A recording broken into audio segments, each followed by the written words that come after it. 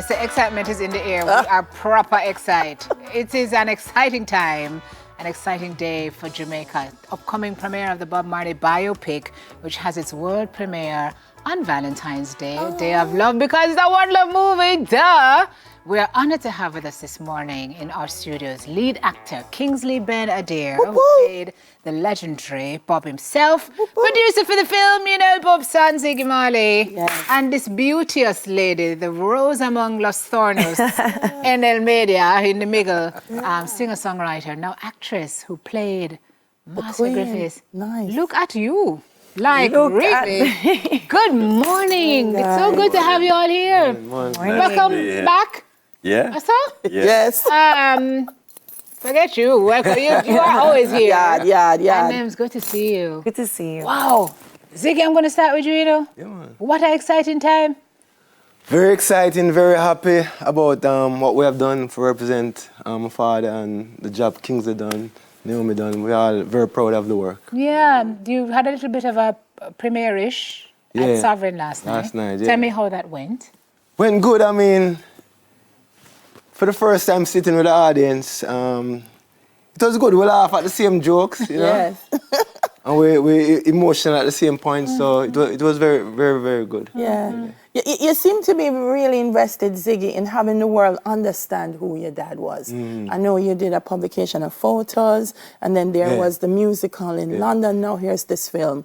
What do you want us to take away about your dad? Well, the thing is that everybody think them know Bob. Yeah. You know what I mean? But them only know the side of them, what them say, through the public, you know, the public footage and the interviews and stuff. What we have. But there's a side of Bob that we are discovering and exploring in the movie that is a much more personal side, much more emotional side. A side that is not tough as stone, you know what I mean? So vulnerable, questioning things and just trying to figure out his own life in this very tumultuous time period that he was going through, you know? So it's a really emotional human side of Bob we want to make people connect with, you know? We love her. You call him Bob like you could have called him Bob to his face. It's daddy for you, sir. You do know Bob. What? Everybody wants about that, you know? You can't Bob. Just saying. Well, Kingsley, no pressure. No pressure. Bob Marley, A little bit. what did you say to yourself when you were told, Kingsley, this role is yours? I was like, boy. Hey, about to hear the patois? Got some work to do. You know? There's a lot of work to do. So it was really, for me, you know, I had the family there. I had so many of Bob's friends and people who knew him and grew up with him. And so we just went straight in. And it was just a full immersion into the music, the guitar, the singing, the patois, the language, the culture. And, you know, I was very lucky. It wouldn't have been possible without Ziggy and the family and all of the Jamaican cast who really, when they come to London, they've just lifted the whole thing and they lifted me and there was just a huge amount of love, you know, as I went from kind of studying on my own and wanting to, you know, be in service in the best way that I could. And then I turned up on the first day and then it just turned into it was always 4 or 5 people on set. Faye Ellington. Oh, Yeah, Faye Auntie Faye. You don't play. No. This we know. No, she don't play. We weren't moving on unless it was right, and you know, and everything that I said was written out, really like specifically and using different things that Bob had said from over the years. So it was an operation to be authentic. Nice. You know? Yeah. Naomi, Yes. come on now. Yes, We're girl. talking about Marcia Griffiths. Marcia Griffith. Incredible. It feels so natural, if I'm being super honest. And when I told her I was going for it and when she knew that I got it, she was just, I've been praying for you. And she said, Naomi, I don't have any daughters. And I always said to your mom and dad, I might pick me that too. Don't even start me because she's something else. She's something, she's so special and so strong and so clear. And when I was just interviewing her over time about different chapters and what was going on during the time, it just empowered me even more to sink into who she was. And I know I've changed as a result of studying her. I'll be super honest. She's incredible, and her spirit of discernment is something. So when she tells you, say, I give you my blessing, Yes. that is that. I mean, she Thank spoke you. to me one night about the shooting, the night of the shooting. Said she told your dad, like, something She is gonna felt it, happen. yeah. Everybody was feeling something. Him did have a dream. My mother, everybody was feeling something. Sister Judith was like, Yeah. but he was strong-headed. And was Determined like, that he yeah, was gonna go ahead. them can't stop me. I'm gonna do this. Yeah, that's one thing that this biopic, it's about Bob, Ziggy, but it's so multi-layered. Yes. Because we see Bob, but we see the children, we see the I-tree, we see Jamaican history unfold in this film. What was the thinking going into crafting this multi-layered story? Well, that was it, because Bob wasn't a one-layer type of person, so that was the whole idea, to get into the deeper layers of him and explore the circumstances that brought him to a conclusion in his life. That it was this period of time where Bob come to this enlightenment that his life is not for him. If it's only for him, he doesn't want it. Service. His life is for people. This was the period of time when he come to that consciousness, so it was a very life-changing period of time. Yeah. Kingsley, how did you walk away from this role? What did Oh you man, so take away like from changed. it? It Yeah. really changed. Like to spend that much time with Bob, it was really special. I guess one of the most important things that I found out along the way from Tyrone, and so to hear Tyrone say that and to listen to those guys who were there with Bob at the time was really, really special.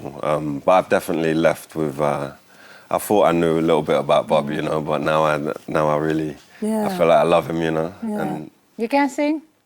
I can't sing, but I got a singing teacher. Just a little bit, man. Not too. Too bad. So you're being hard on yourself there, Kingsley. No. I tried. I'm not gonna let this girl set me up in Jamaica so I can't That's what they tried. When I was at drama school, they lied to all of us to give us confidence. Right. Wow. Everyone's lying to me, giving me confidence. We did a little thing. It was always going to be Bob's voice because you know what? I don't think anyone can sing like Bob. No. I don't think there's anyone on this planet who could come in. It's a Marley. Although Dub the his kids, you It's a guys, Marley it's like thing. a carbon copy. It's a Marley It's thing. uncanny. Yeah, but I feel like, for me, the concept of it was for have Bob in a movie, for have him also represent himself with his own voice. Authenticity. We need it. Yeah. So we want him represent himself too. Yeah, That's part of the concept. Everyone wants to hear Bob, not me. But Naomi, you're a singer, and a lot of it is also about the process of creating music and just the power of what music does. How did that change you as a singer, being a part of this? Oh, come on. So this morning I was reflecting on that and thinking about this interview. And truthfully, when we all got to London and we started, I remember our dress rehearsal. It's like when we got onto the set, and I remember looking in the viewfinder and kind of seeing when we were doing that, when you had a side profile, and not only did he look exactly like Bob Marley, but something in my spirit said, this is so much bigger than any individual in this room, and it is about Bob Marley, but it is about reggae music and it's about Jamaica, but I feel like it's also about Black culture having a different type of uprising through film, through television. Some like that first dress rehearsal, even goosebumps I have thinking about it. Because it's so much bigger than us. Yeah.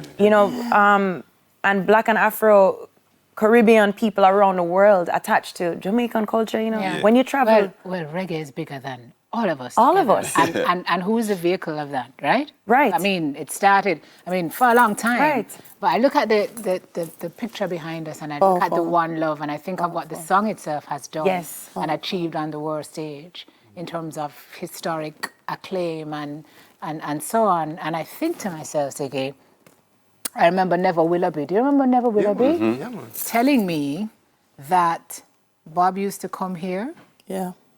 and he couldn't come inside. Yeah. RGR. Like he would stand at the window at RJR Yeah. in the music library because we just did not Yeah. accept Rasta. Wow. at that time. And so when I look at what's going on now, I'm like, my mind is blown. To answer that, it's like there's no words. There are no words to describe it. But it took him going abroad for us to love him. I feel ashamed to say that, but that's true. So I'm wondering now how important it is for us to accept this movie now before the world embraces it, because the world will. Yeah, man, no, it was very important. I mean, Jamaica, the Jamaican cast, the Jamaican crew, the communities that were filmed in, it was very important to us that we involve Jamaica in this in a very deep level so that the people feel a connection to it and feel them can own this film as a real representation of Jamaica, the culture, and Bob, so yeah.